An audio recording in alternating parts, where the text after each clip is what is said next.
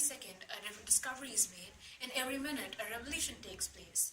In all this, the field of scientific research has broken down many barriers and progressed in a very alarming rate in the development and perfection criteria. These days, gene therapy and 3D organ printing have become a common household name. However, these techniques are expensive and not available to the general masses. Hence arises the need for a better, more economic, and highly efficient method of human enhancement. The research regards to this faces many obstacles in terms of both ethical violations and/or religious issues, etc. In recent debates, the bioconservatives have prominently debated against any sort of pursuit of perfection. And here, perfection means achieving any kind of enhancement that goes beyond the treatment of disease or a disorder.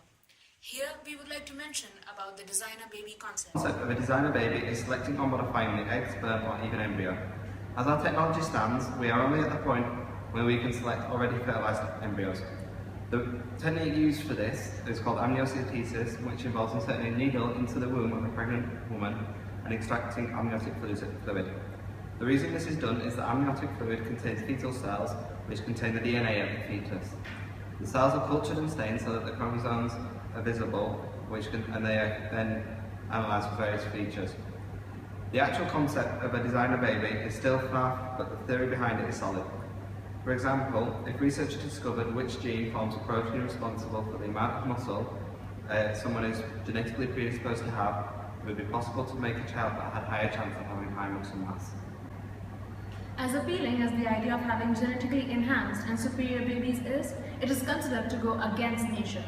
One article seeks to reframe the ethical discussion of genetic enhancement. It considers whether it is likely that enhancement can be successfully prohibited. If genetic enhancement is feasible, it is likely that there will be a demand for it because parents compete to have better abled children and the nations compete to have a better abled workforce. If same parents or nations begin using genetic enhancement, this will change these competitions in ways that increase the incentives for others to use it as well. The argument provides a new perspective on slippery slopes to dangerous technology. In other news, Britain could become the first country to sanction the genetic alteration of human embryos, a step which a planned group says is the one step closer to paving the way for genetic and designer babies. A decade after the cloning of Dolly the sheep, the government is opening the door to GM human embryos for research, eventually leading to a germline gene therapy where DNA changes are passed down from generation to generation, and the genetic enhancement where embryos are altered to boost intelligence or even cosmetic purposes. The ethical debate continues whether it should on the actualization of designer babies, and it broadcasts the technology in a very negative image. There are some very positive aspects of human enhancement as well. Think of the war veterans who served in Iran or Iraq or victims of natural disasters. We are now able to produce lighter, stronger, and even realistic artificial limbs. Technology has helped us a lot in the enhancement of processes, and as a result, in the enhancement of human lives. So, what are the main advantages of using artificial limbs?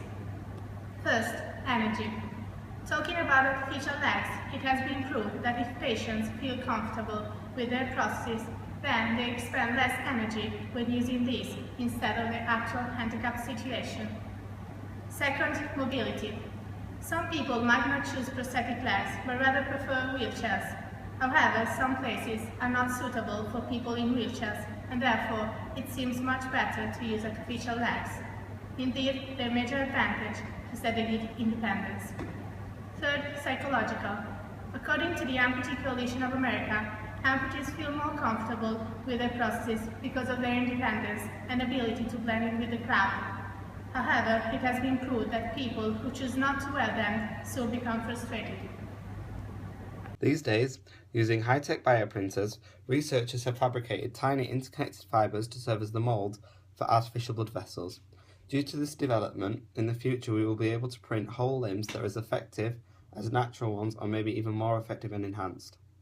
In 2013, the Hangzhou Dianzi University researchers in China were able to print a small working kidney that lasted for 4 months using a Regenova bioprinter, whilst in the US, a 2-year-old child with burn wounds was fitted with a plastic windpipe infused with her stem cells that were made using a 3D printer.